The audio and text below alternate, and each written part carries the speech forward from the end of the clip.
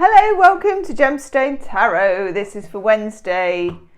I haven't got the date with me actually in any form whatsoever. So it's for Wednesday. I think it's the 10th of September, I'm going to say. I'm surrounded by all angles, I don't know. I'm surrounded by everything you can think of is going on. They're digging up the road, they're digging up things to the house, they're going to be throwing pipes. I don't know, it's all happening. It's very, very loud. So we are in the kitchen again, and there will be cats trying to get through, and you may hear the hum of various machines, various, what they call plant machinery. Okay. Have we done the month ahead? For September we have, yeah, because it's talking about, and isn't that weird about Monday being like the moon day and all that, and loads of people, because I thought honestly that you were all going to go, yeah Gemma, all right, we knew that, but loads of people didn't, and I didn't either. So, gardening by the moon, thinking of you Mary here, where are we going to be at? We're going to be in the full moon to last quarter, a drawing down energy. This phase is good for sowing and planting crops that develop below ground, root crops, bulbs, or as my mum calls them, blubs. Time to do the blubs, Gemma, and perennials. Plant autumn bulbs. Okay, I need to do this. Daffodil bulbs in particular need to go in by the end of this month. Okay, hello. I'm going to get some then. Plant up forced hyacinth bulbs and paper white narcissus from late September to early October. They will have a chance of being in flower for Christmas. Plant onion sets. Plant new perennials in your flower borders and lift, divide and replant those that have finished flowering. There you go. Oof. I think we'll do that tomorrow in the ancient meadow. Look at the picture. Oof. Oof. Right, we are using Table Harrow quite appropriately because my herbs and spices are over there. I've started using herbs and spices a bit more actually. Okay. Got various cats trying to break in because they think it's lunchtime, which it kind of is.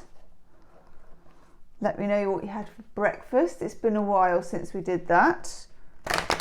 What did I have? I had toast actually. I was naughty. I normally try and have a protein-rich breakfast, but today I was just like, do you know what? I woke up at 6. I was like, this is a day for coffee and toast. Toast and marmalade and almond butter. Not together, those are separate. Okay. What do we need to know, Table Harrow or Herbal Tarot? Tell us all about it. Ooh. Kicking off with Judgment or Golden Seal, which I know nothing about except that I've got some eye cream that's called, I think that's called Golden Seal. So maybe it's got something to do with that. Again, as I always say with these, I'm not giving any medical recommendations because I have no idea about stuff like that. We have Judgment, which is Back to the Future. We are in funny energy, aren't we? We are betwixt and we are between. Betwixt and between. Oof. Uva Ursi. It always sounds like you've got this lovely 2 of cups, you know, and you've got these 2 people who are like, you put the phone down first. No, you put the phone down first. No, you're amazing. No, you're amazing. And then you go, what herb or whatever is this card? Uva Ursi. It's just like, Uva Ursi. It sounds like someone's having a big old man cough. Uva Ursi. Anyway, Uva Ursi. It may be a very delicate and lovely plant for all I know. It probably should be for the 2 of cups. Apart from the Uva Ursi, this is rather nice. Obviously, or obvs, when you get that and you get that together, Judgment and Uva Ursi, we may be talking a reunion of sorts. So it could be that you're thinking about someone, that they're thinking about you, that you meet someone, or that you are called by someone, you get a text or something a little bit. For some reason it feels a little bit Mercury retrograde, even though Mercury isn't retrograde to the best of my knowledge. Well, it isn't technically, but I feel, and do, some chocolate crumbs there because we're in the kitchen, and do let me know, any astrologers out there, why do I feel like Mercury is retrograde? There'll be a reason. There'll be a reason. Okay. Oof, itchy nose. Sage. I've got some of that in the cupboard over there. We've got the High Priest. So clever making that sage. It's like a double play on wisdom, isn't it? And on a very popular spice. The High Priest, wisdom. We have the gift of wisdom, but it's comes from a higher place when you get the High Priest. It's major arcana. It's not, I reckon this, it's a deep and abiding, calm knowledge, okay? It could come from an advisor or some sort of guru or something like that. Oof, oof, oof. Then we get the Eight of Cups. We're running the whole gambit here, aren't we? It's like, you put the phone down first, overersy, and then jog on.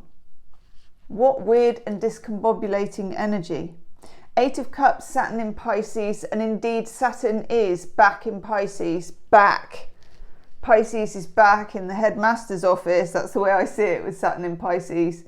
We've done something wrong, but we don't know what we did, and now we've got to work it out. So there is something here. This is gravel root, which sounds horrible. Sounds like when you used to fall over and get gravel in your knees, you know, in a 1980s childhood. Okay, I want to take one more. It's weird. It's like Judgment, Back to the Future. You put the phone down first, but I've had some wisdom come in, and now I'm going to leave.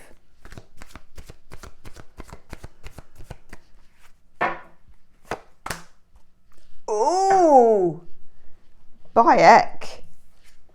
We've only gone and got the Three of Swords, pleurisy root.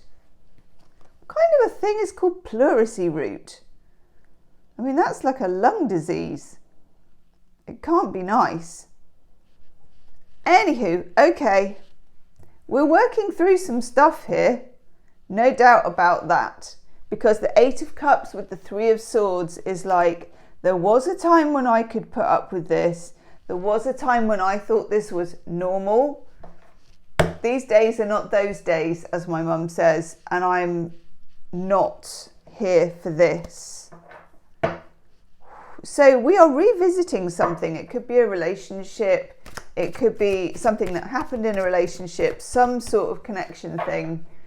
We are revisiting it, and we're revisiting it, I would say, either with some received wisdom or with some new wisdom that has come to us. I quite like this. And then a decision is made, and of course, it's an eclipse card, the Eight of Cups. So we've had the Pisces lunar eclipse, which discombobulating and watery and as it was, kind of oceanically slid some home truths in there, didn't it? So we're being honest with ourselves. We're blown open, and we can see and we can feel what we need to do. And then, thank the Lord, we get Trillium, the Three of Cups, which is connecting with people, knowing who your tribe is, knowing who your tribe isn't,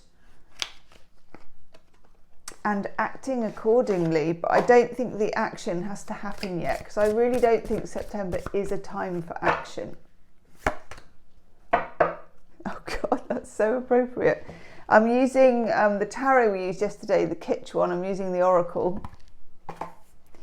And we get Boombox. Turn up the volume and shout your truth. Bingo! I will see you tomorrow.